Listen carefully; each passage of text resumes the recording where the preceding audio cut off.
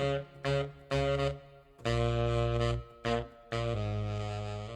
Wargamers, today I'm going to talk about a 50 power level Tau army list that was sent to me by one of my patrons over on Patreon. Basically, if you are unfamiliar with this series, I take army lists from my patrons, review them, and give you a revised version of that list that you guys can play with. So, unlike most times, this is a power level list, which is really important because it changes a lot of my recommendations. So you're going to see some stuff in this list that you wouldn't normally see in my normal army list reviews that are based on points. So it's kind of cool, kind of exciting, something different. So stay tuned for that. Both of these lists, the original and the revised list, are going to be provided on my Facebook page. So follow the link below in the description to go to that Facebook page. While you're there, go ahead and like it if you want, but I'll be posting a lot of different stuff on that Facebook page, including these army lists and hobby progress, stuff like that. Cool. So let's get to it. Basically, it starts off, it's 50 power level, like I said, using a battalion detachment and no Forge World with an emphasis on crisis suits. So at 50 power level, there's not a ton of wiggle room in there with those restrictions, but still plenty that we can talk about. So, all right, so follow along in the link below, but the original list starts off with 2 HQs, that being a Fireblade and a Fusion Commander, so a commander with 4 Fusion Blasters. For troops, it has 3 5-man strike team units, and for elites, it has 1 unit stealth team and 2 crisis teams. For the stealth team, it's just 3 stealth suits, and for the crisis teams, the first one has 2 guys with a Fusion Blaster and 2 plasma rifles, and then a 3rd guy with a flamer and 2 plasma rifles. The second squad is basically the opposite of that, so 2 guys with a flamer and 2 plasma rifles, and 1 guy with a Fusion Blaster and 2 plasma rifles. Both of those have a couple shield drones in them, and then for fast attack we just have a 5-man unit of Pathfinders. So there's a few things in here that I think are worth talking about in terms of things that are good, things that are bad. I like the crisis suits. I like the loadout of the crisis suits in general for a points-based loadout. I think that those loadouts are fine, but we would want them to be different in a power level setting just because there are more efficient options when we're working in power level versus in points. If you want more information on that, go ahead and check out the link below to my crisis review. I talk a little bit more about that there.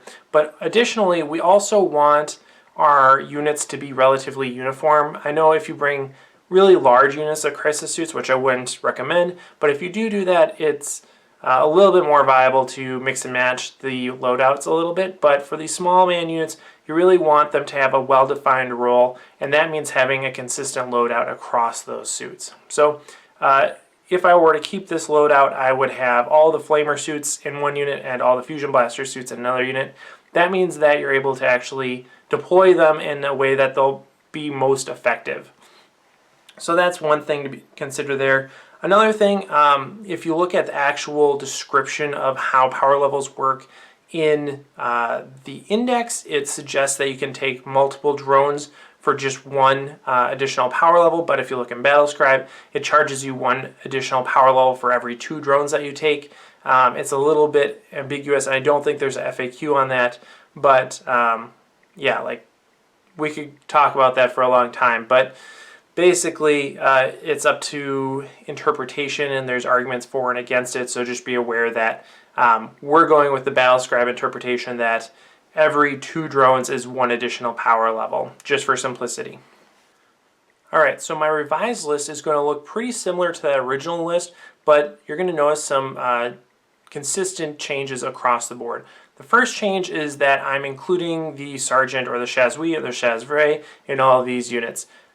We've talked about this before, but it's easy to kind of, not dot all your I's and not cross all your T's and just say, oh yeah, there's 1 guy in there that's going to be the Sergeant equivalent.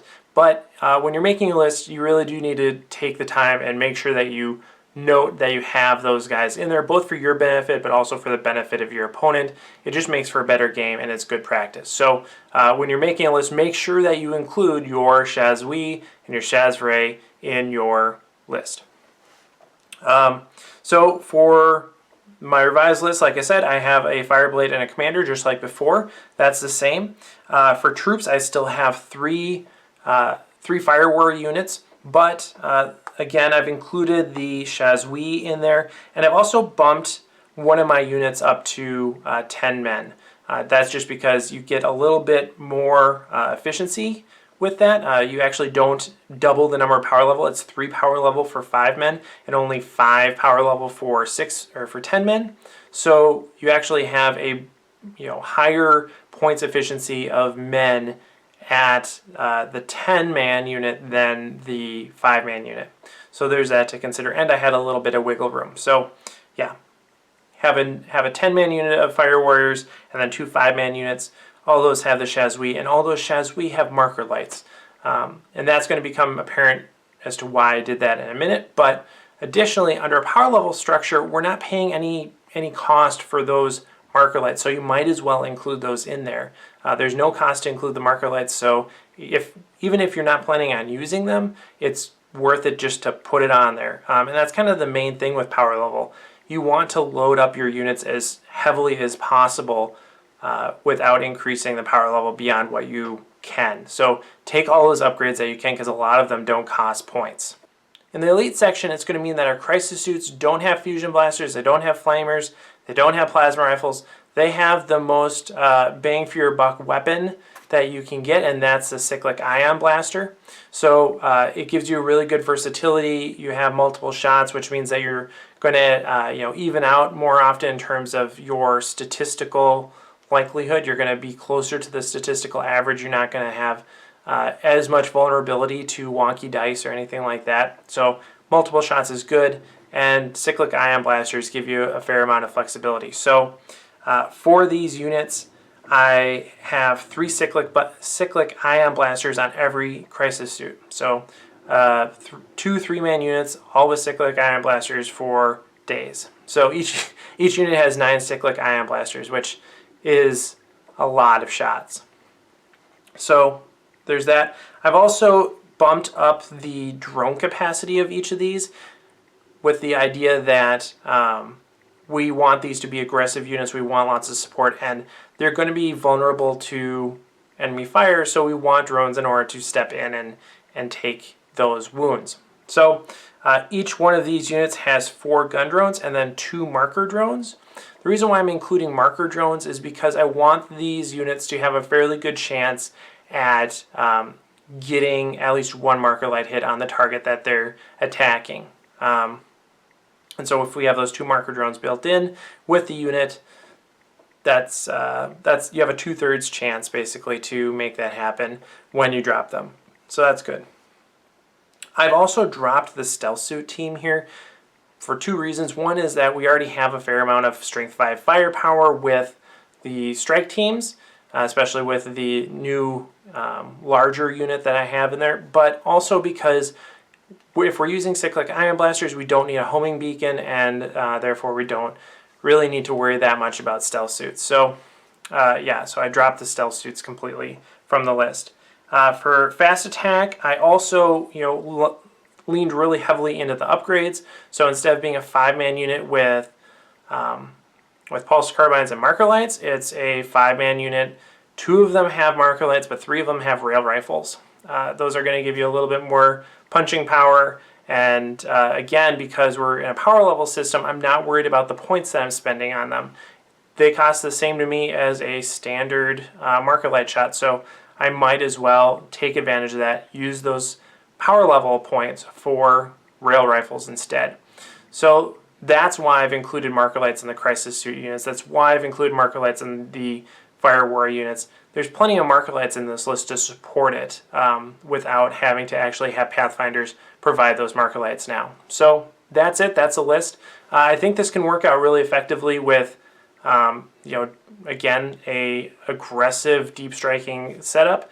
You have your Fire Warriors deployed on the board to begin with. You have your Pathfinders there as well. They can offer a little bit of heavy firepower turn 1, but whenever you need it, you can drop down your commander and your 2 crisis suit units to really harass the enemy, or eliminate them ideally right off the bat. So I think this list will work out really well in most situations. I think it's pretty aggressive. I think having all those cyclic ion blasters is going to be really nice in a lot of situations. So let me know what you guys think in the comments below. Like I said, check out both the lists over on Facebook, and of course, happy wargaming.